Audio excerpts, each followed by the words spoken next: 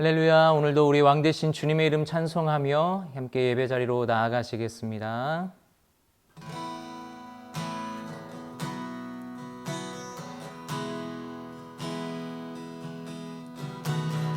당신은 영광의 왕, 당신은 평강의 왕,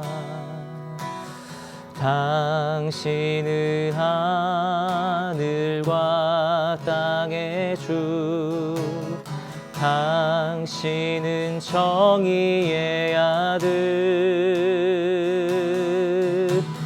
천사가 무릎 꿇고 예배하고 찬송하네. 영원한 생명 말씀, 당신은 예수 그리스도 주. 호산나 다윗의 자손께,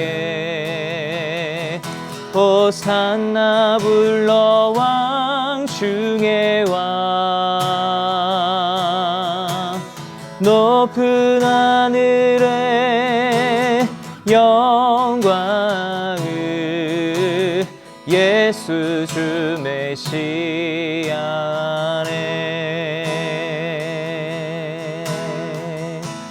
다시 한번 고백합니다. 당신은 영광의, 당신은 영광의 왕, 당신은 평강의 왕,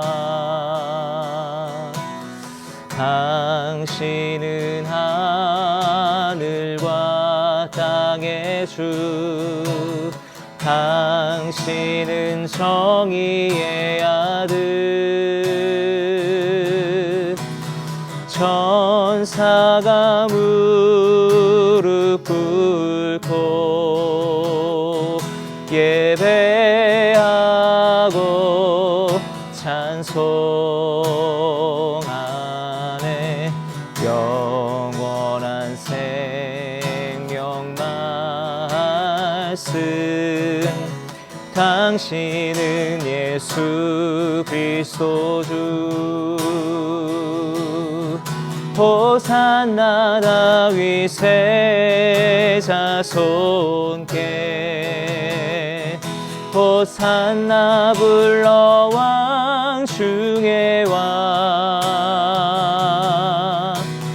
높은 하늘에 영광을 예수 주 메시아네.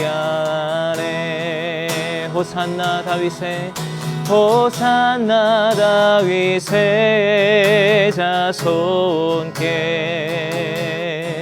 호산나 불러 왕 중의 왕.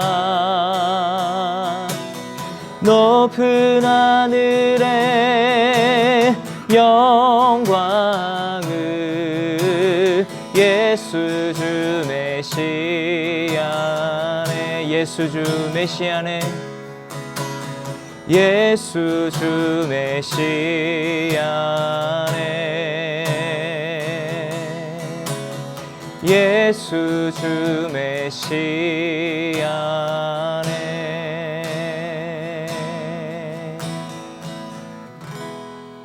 아멘. 이 일 후에 예수께서는 밖으로 나가 레위라는 세리가 세관에 앉아 있는 것을 보고 말씀하셨습니다. 나를 따라라.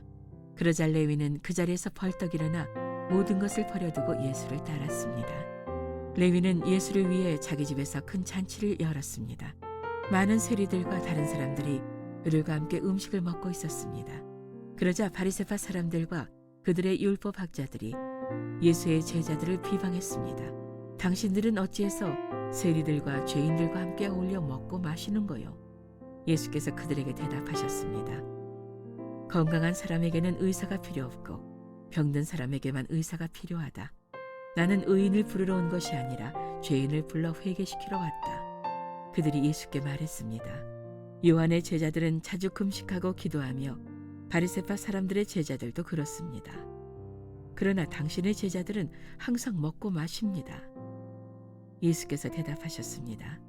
너희 같으면 신랑이 함께 있는 동안 초대받은 사람들을 금식하도록 하겠느냐? 그러나 신랑을 빼앗길 날이 올 것이다. 그때가 되면 그들도 금식할 것이다. 예수께서는 그들에게 이런 비유를 들려주셨습니다. 낡은 옷을 기우려고 새 옷을 자르는 사람은 없다. 그렇게 하면 새 옷이 찢어져 못 쓰게 되고 새 옷의 조각도 낡은 옷에 어울리지 않기 때문이다. 또 새 포도주를 낡은 가죽 부대에 넣는 사람도 없다. 그렇게 하면 새 포도주가 그 부대를 터뜨려서 포도주는 쏟아지고 부대도 못 쓰게 될 것이다. 새 포도주는 새 부대에 담아야 한다. 묵은 포도주를 마시고 나서 새 포도주를 원하는 사람은 없다. 묵은 것이 좋다고 여기기 때문이다. 할렐루야. 1월 19일 새벽입니다. 오늘도 하나님 주시는 귀한 복음이 우리의 삶에 잘 녹아져서 세상의 소금과 빛 되시기를 예수님 이름으로 축복합니다. 세계적인 첼리스트 파블로 카잘스는 95살이 되었을 때 기자에게 이런 질문을 받습니다. 선생님께서는 역사상 가장 위대한 첼리스트로 손꼽히시는데 그런 선생님께서 아직도 하루에 6시간씩 연습하시는 이유가 무엇입니까? 이때 카잘스는 화를 내려놓으면서 이렇게 대답했다고 합니다. 왜냐하면 지금도 제가 조금씩 발전하고 있다고 생각하기 때문입니다. 여러분, 뭔가 우리에게도 가슴 뭉클한 부분이 있지 않습니까? 95세의 연주자에게 매일매일의 연습은 그의 성장에도 분명한 도움이 있다는 것이죠. 신앙생활에 있어서 가장 위험한 것은 영적인 성장이 멈추고 굳어져 버리는 것입니다. 신약 성경의 바리새인들이 왜 바리새인들이 되어버리고 만 것입니까? 그것은 영적으로 굳어져 버렸기 때문입니다. 영적으로 굳어지지 않으려면 끊임없이 말씀을 읽고 기도하며 그 말씀대로 살기 위한 영적인 투쟁을 해야 합니다. 또 우리 생각이 굳어지지 않기 위해서 끊임없이 좋은 책을 읽어야 합니다. 여러분, 우리가 오늘도 신앙이 조금씩이라도 성장하는 성도가 될 수 있기를 예수님 이름으로 축복합니다. 2일 후에 예수께서는 밖으로 나가 레위라는 세리가 세관에 앉아 있는 것을 보고 말씀하셨습니다. 나를 따라라. 그러자 레위는 그 자리에서 벌떡 일어나 모든 것을 버려두고 예수를 따랐습니다. 레위는 예수를 위해 자기 집에서 큰 잔치를 열었습니다. 많은 세리들과 다른 사람들이 그들과 함께 음식을 먹고 있었습니다. 그러자 바리새파 사람들과 그들의 율법학자들이 예수의 제자들을 비방했습니다. 당신들은 어찌해서 세리들과 죄인들과 함께 어울려 먹고 마시는 거요? 예수님은 중풍병자를 일어나 걷게 하신 뒤에 밖으로 나가 레위라는 세리가 세관에 앉아 있는 것을 보시고는 나를 쫓으라, 나를 따르라고 말씀하셨습니다. 지금까지 레위는 자기 자신만을 위해 살아야 행복할 수 있을 거라고 생각하던 사람이었습니다. 그래서 남을 해치기까지도 하면서 이기적인 삶을 살아왔습니다. 뭐니 해도 돈이다, 머니다 라고 하는 마음이 있었던 것이죠. 그런데 현재의 결과 어떠합니까? 많은 물질을 소유하게 되었지만 그의 성격은 변질되었고 삶의 의미와 가치는 상실되어 버리고 말았습니다. 제일 대표적인 것이 주변의 사람들이었던 것이죠. 그 결과 그의 인생은 빗나가 버린 삶이 되어버리고 맙니다. 예수님은 이런 그에게도 나를 따르라고 말씀하십니다.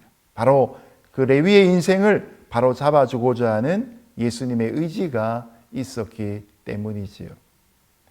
그런데 그는 이 짧은 예수님의 부르심을 듣고 인생의 방향을 바꾸기 위해 모든 것을 버리고 예수님을 따르기 시작합니다. 바라기는 오늘 저와 여러분의 삶 속에도 이런 순종이 있기를 예수님 이름으로 축복합니다. 물론 우리가 행하던 직업, 우리가 살던 곳 다 포기하고 홀홀단신으로 어딘가 떠나야만 하는 것은 아닙니다. 여러분, 순종은 작은 것에서부터 출발할 수 있어야 하는 것이죠. 훈련을 통해서도 순종이 필요합니다. 하나님의 사랑이 그만큼 크게 다가온다면 또 그만한 순종이 우리에게는 자연스럽게 나올 수 있는 것이죠. 많은 설명을 해주셔야 순종하기 쉬운 것이 아닙니다. 그저 말씀하시는 음성이 내게 이해가 되면 당연히 순종하게 되는 것이죠. 그리고 나서 이 레위는 샘 솟는 기쁨을 억제할 수 없어서 예수님을 위해 큰 잔치를 베풀고 있습니다. 오늘도 우리가 하나님을 향한 마음으로 인해 날마다 영적인 잔치가 벌어질 수 있는 예배의 삶이 되기를 주님 이름으로 축복합니다. 그런데 오늘 본문에 보면 바리새인들과 서기관들은 아주 복잡한 마음을 가지고 이 모든 광경을 지켜보고 있습니다. 그들은 예수님과 제자들이 세리와 죄인들과 함께 기쁨의 잔치를 나눌 때 못마땅해 하며 찾아와 비난을 퍼붓고 있습니다. 자신이 병들어 있는 줄 모르는 사람은 남을 향하여 이처럼 끊임없이 비난하고 있는 것이죠. 이에 예수님은 자신이 왜 세리와 죄인들과 함께 먹고 마시는가를 이렇게 말씀해 주셨습니다. 예수께서 그들에게 대답하셨습니다. 건강한 사람에게는 의사가 필요 없고 병든 사람에게만 의사가 필요하다. 나는 의인을 부르러 온 것이 아니라 죄인을 불러 회개시키러 왔다. 의사의 목적이 병을 치료해 줌으로써 사람을 살리는 데 있는 것처럼 예수님은 영적인 의사로 죄인을 치료하고 살리기 위해 이 땅에 오셨습니다. 그 결과로 예수님은 12명의 제자, 그중에 특별히 이 레위와 함께 3년을 동고동락 하심으로써 레위의 마음속에 있던 모든 병든 내면, 미성숙한 부분들을 다 치료하고 성장시켜 주셨습니다. 그 결과로 레위는 세상의 빛과 소금이 되었던 것이죠. 우리도 예수님과의 만남 이후로 이처럼 꾸준히 성장하고 있는가 질문을 던질 필요가 있습니다. 성장이 없다면 오늘 말씀에 나온 바리새인과 서기관들처럼 불평을 할 수밖에 없는 것이죠. 자기가 이해가 안 되니까 불평하고 곤란해 하는 것이죠. 바라기는 주님을 잘 따르는 저와 여러분 되시기를 예수님 이름으로 축복합니다. 그런 우리에게 주님은 제자라 아낌없이 불러주실 것입니다. 그들이 예수께 말했습니다. 요한의 제자들은 자주 금식하고 기도하며 바리새파 사람들의 제자들도 그렇습니다. 그러나 당신의 제자들은 항상 먹고 마십니다. 예수께서 대답하셨습니다. 너희 같으면 신랑이 함께 있는 동안 초대받은 사람들을 금식하도록 하겠느냐. 그러나 신랑을 빼앗길 날이 올 것이다. 그때가 되면 그들도 금식할 것이다. 예수께서는 그들에게 이런 비유를 들려주셨습니다. 낡은 옷을 기우려고 새 옷을 자르는 사람은 없다. 그렇게 하면 새 옷이 찢어져 못 쓰게 되고 새 옷의 조각도 낡은 옷에 어울리지 않기 때문이다. 또 새 포도주를 낡은 가죽 부대에 넣는 사람도 없다. 그렇게 하면 새 포도주가 그 부대를 터뜨려서 포도주는 쏟아지고 부대도 못 쓰게 될 것이다. 새 포도주는 새 부대에 담아야 한다. 묵은 포도주를 마시고 나서 새 포도주를 원하는 사람은 없다. 묵은 것이 좋다고 여기기 때문이다. 예수님 당시에 바리새인들의 신앙을 붙잡는 세 가지 기둥이 있었습니다. 첫 번째는 금식, 두 번째는 구제, 세 번째는 기도였습니다. 자, 이 바리새인들은 일주일에 2번씩, 이틀씩 금식했습니다. 그런데 자기들이 금식하는 데에서 만족하는 것이 아니라 더 나아가서 금식하지 않은 자들을 판단하고 정죄했습니다. 예수님은 이런 그들에게 혼인집 잔치를 예를 들어 제자들이 금식할 필요가 없음을 말씀해 주셨습니다. 여러분, 혼인집 잔치 손님들은 신랑과 함께 있을 때 왜 금식해야 합니까? 오히려 신랑과 함께 그 잔치를 누리고 즐겨야 하지 않습니까? 오히려 먹고 마시며 즐거워야 하는 것이 정상입니다. 여기서 신랑은 예수님, 혼인집 잔치의 손님들은 제자들, 더 나아가서 모든 신자들을 가리킵니다. 자, 신앙생활을 한번 이 잔치집이라고 비유해 보면 좋겠습니다. 신앙생활은 무조건 형식과 규례에 얽매인 금욕적인 생활이 아닙니다. 신앙생활은 오히려 감사와 기쁨과 은혜가 넘치고 생명력 넘치는 그런 잔치하는 생활입니다. 저도 예전 신앙생활의 모습을 보면 이 율법과 형식에 너무 묶여있던 적이 있었던 것을 돌아보게 됩니다. 주일날 공부하면 안 된다. 그것만 믿고 12시까지 자다가 밤 12시 자정이 돼서 깨어서 시험 공부했던 적도 있습니다. 그러다 보니까 뭐가 좀 자연스럽지 않는 것이 많았던 것이죠. 여러분, 우리 옆에 신랑 되신 예수님이 계신다고 한번 생각해 보십시오. 그 신랑으로 인해서 우리의 마음이 벅차오르지 않습니까?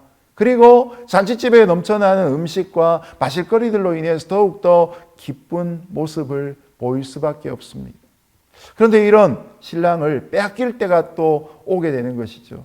그러면 그때는 금식할 때가 되는 것이죠. 신앙생활은 무조건 기쁘기만 하고 무조건 슬프기만 한 것이 아닙니다. 인간의 감정을 짜내어서 상황에 부합되지 않는 감정을 고집하는 것은 결코 하나님이 창조하신 인간의 모든 바른 모습이 아닌 것이죠. 슬퍼할 때 슬퍼하고 기뻐할 때 기뻐하는 이 균형이 잡힌 생활이 바로 신앙생활의 진면목이 되는 것이죠. 그런 관점에서 바리새인들과 서기관들의 문제는 무엇입니까? 그들에게는 새 옷과 낡은 옷, 새 포도주와 낡은 가죽 부대라는 근본적으로 서로 합해질 수 없는 부조리가 존재했던 것입니다. 늘 자신들이 지켜야 될 율법으로 기뻐해야 될 때 오히려 슬퍼하는 모습이 더 많았던 것이죠. 하나님 앞에 자신을 열어젖혀야 되는 모습이 있는데도 불구하고 사람 앞에 가리고 살아가는 모습들이 있었던 것이죠. 새 옷과 낡은 옷을 연결 지으면 결국 새 옷도 찢겨지게 됩니다. 새 포도주와 낡은 가죽 부대를 함께 두게 되면 결국 팽창하는 새 포도주로 인해서 낡은 가죽 부대가 터져버리고 마는 것이죠. 여기서 새 옷과 새 포도주는 예수님의 말씀 곧 복음을 의미하는 것입니다. 낡은 옷과 낡은 가죽 부대는 오래된 장로들의 유전과도 같은 낡은 전통과 관습을 의미하는 것입니다. 여러분, 개혁교회는 계속해서 개혁되어야 한다는 그런 말이 있습니다. 우리 개신교 신앙이 더욱더 하나님 앞에서 본질을 추구한다면 우리는 본질을 복음을 굳게 지키면서 문화 속에서 점점 발전해 나가는 모습이 필요한 것이죠. 인간을 비롯해 세상에 있는 모든 것들이 시간에 따라 낡아지고 부패하지만 복음은 새 포도주와 같이 시대를 초월하여 언제나 힘이 있고 생명력이 있다는 사실을 기억할 수 있기를 주님 이름으로 축복합니다.